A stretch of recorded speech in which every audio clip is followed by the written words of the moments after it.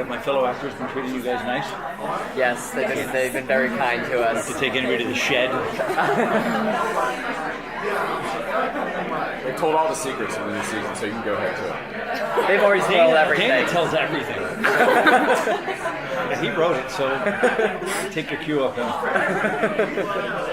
So to start us off, do you want to state your names, like your involvement in the show, maybe some info on your character as well? I'm John McGinley. The show is Stand Against Evil. I'm Stan. I'm the producer of the show, and we're going into season 3, guns blazing.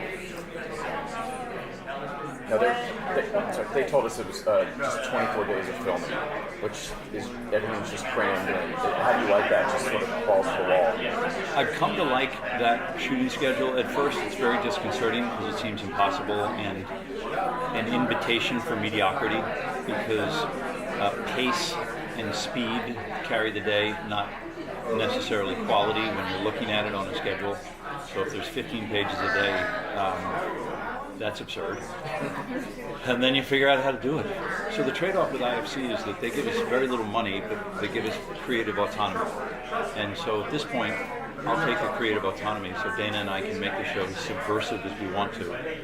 With the hero, Stan, is the biggest anti-hero on TV because he'll do the right thing just so he doesn't fucking have to hear about it. Not because it's the right thing, or he wants to be a champion, or he wants the accolades. He just doesn't want to hear about it. I want to watch that guy. And so Danny crafted that character, and he's yielded all these dividends that we can play off. Would you say that's what attracted you to this project, like seeing him as a character, like the industry? What attracted me to the piece originally was how damaged Stan is. And having played Dr. Cox for 9 years, writers can write damaged characters without making them redundant. So in other words, once Romeo gets Juliet, it's like, whatever, the leading man gets the leading girl, who cares? Writers, because a lot of writers are wonderfully damaged, they can write from their college experiences. So the reason Dr. Cox never got redundant is because writers can write that guy. And Dana wrote this really damaged guy who in the first episode of Stand Against Evil lost his job for 27 years, lost his wife for 27 years, and has nothing. I'm like, we got to explore that loss. And he wasn't prepared for that, but he's so nimble and he's so intellectually agile that he just moved in that direction. I said, I want to explore Stan's loss, otherwise you definitely should get someone else. And I wasn't being arrogant. I was just telling him to stop my life and move to Atlanta for hopefully 5 or 6 years. That's what you hope something's going to go.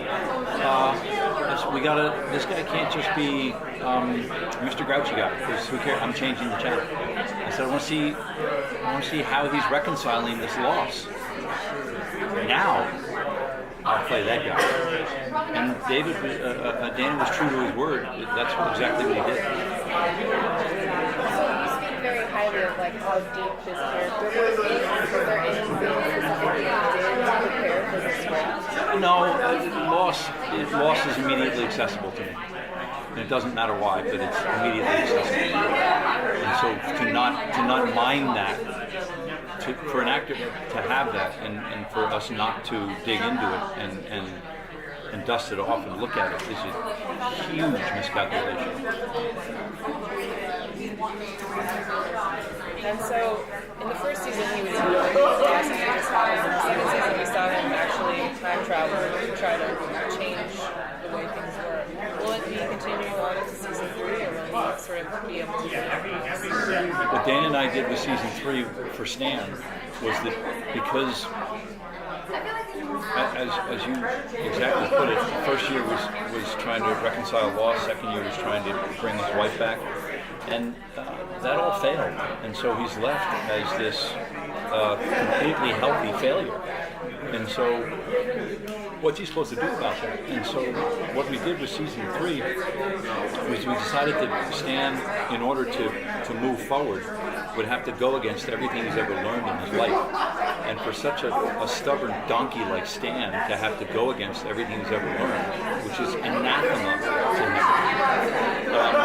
that's good, clean fun. And so that's what we made the protagonist do this year. That everything he's ever learned was either inadequate or not enough or wrong.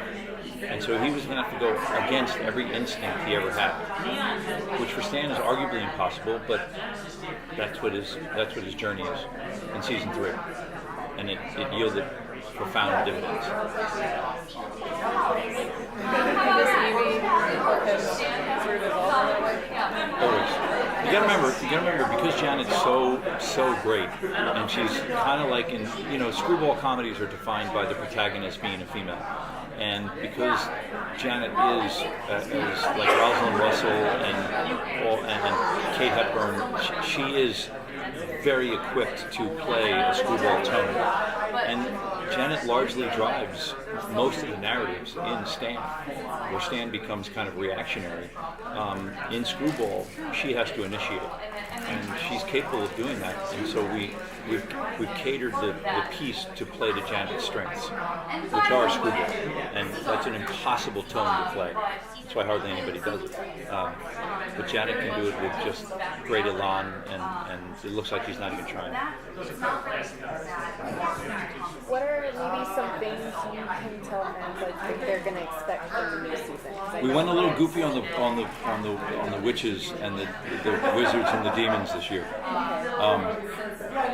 We for Stan figures out that to progress forward here, he decides that the rationale is to defeat evil, you have to find a bigger evil.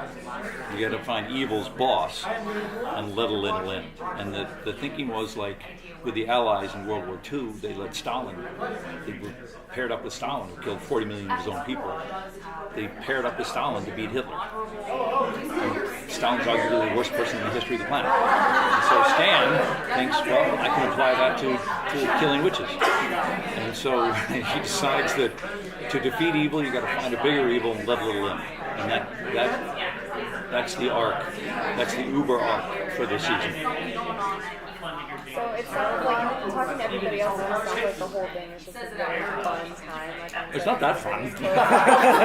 So people usually say to me about like Platoon and The Rock and Scrubs. It's not that fun. It was just Scrubs 17 hours a day. I never saw my family. Sometimes it's fun. You're in Atlanta, which is ass hot, and we're working the actors to death, and they all have this unbelievably great attitude. And if they didn't, I don't know what we'd do.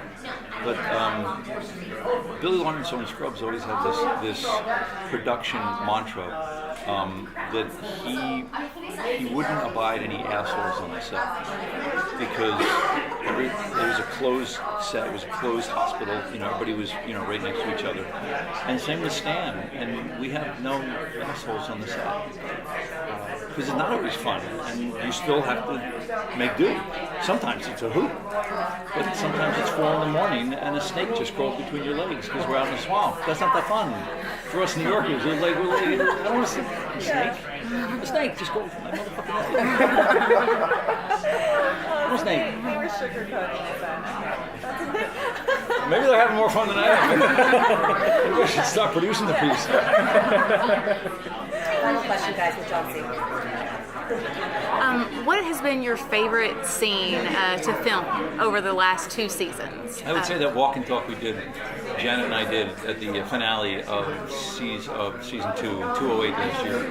When we're walking towards the cabin and I tell her I'm going to go get Claire. And it was wildly ambitious. It was about a 2-minute walk and talk through the woods and up to that cabin. And Dana was not afraid to let the actors groove into some emotional shit.